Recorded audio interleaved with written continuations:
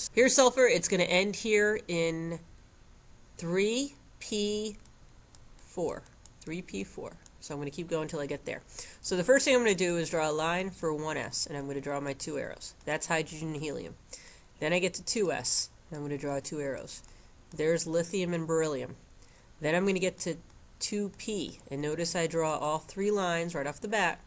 I put 1, 1, 1, up, up, up, up, up, up, up, I should say, down, down, down. Okay, and there's my 2 p's, which I can't draw a straight line. All right, now 3s. I'm going to do up and down, 3s2 right there. Then I get over here to 3p, and this is where I'm going to stop at 3p4. So I have 1, 2, 3, 4 electrons. I still need to put all 3 lines.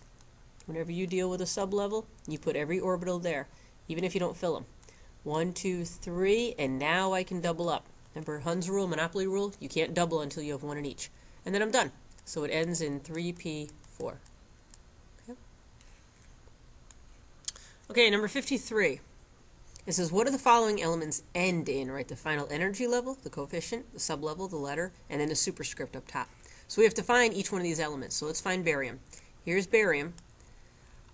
It's going to end in S1, S2. So I'm going to put S2, and then I just count the periods. 1, 2, 3, 4, 5, 6. It's going to end in 6, S2. Okay. Germanium. Germanium is over here. GE, and this is in the P block, so it's going to end in P2. This is where P2 is. So I'm going to write down P2, and then I'm just going to count. Don't forget, this is 1, 2, 3, 4, so it's going to end in 4P2. Cadmium is right here. This is in the D block. It's the last D column, so it's going to be D10, and then I have to figure out which D10. So I go over here and I count. 1, 2, 3, 4, 5. It's in the 5th row. It's in the 5th period of the periodic table, but it's in the D block. D's are always 1 behind, so instead of writing 5, I'm going to write 4. And then finally radon. Radon's over here. It ends in P6, and it's going to be in 1, 2, 3, 4, 5, and 6. 6P6. Okay? Number 54. This says use the abbreviated noble gas shortcut method to write the electron configuration. So aluminum. Aluminum, we probably don't need to use a shortcut to do this one here because it's not very lengthy. There's only 13 electrons. But we can still try it out. Let's go back, back, back, back, back till you hit the noble gas that comes before it. Even if you were chlorine, you still wouldn't jump ahead to argon. You still have to go all the way back to neon. So you pick the noble gas that comes before it, put neon here. And if you want, you could, you don't have to, but you could put the fact that that takes care of 10 of your electrons.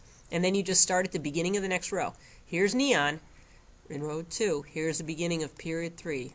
So we're going to start with this. So 3s2, and then we go over to our target element here, 3p1.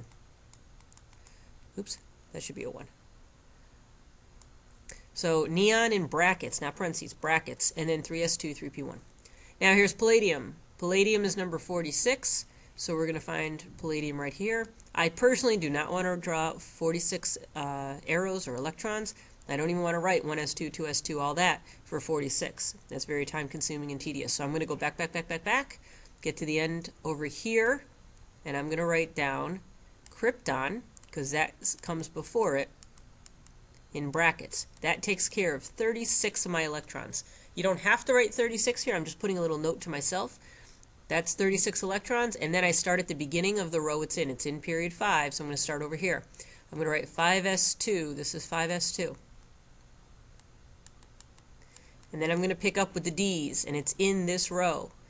So this is D, 1, 2, 3, 4, 5, 6, 7, 8. It's going to end in D8. So I'm going to put 5s2, and then I'm in the 5th row, but D's are always 1 behind, so 4d8. Okay, krypton, and then 5s2, 4d8, and I'm all done with this one.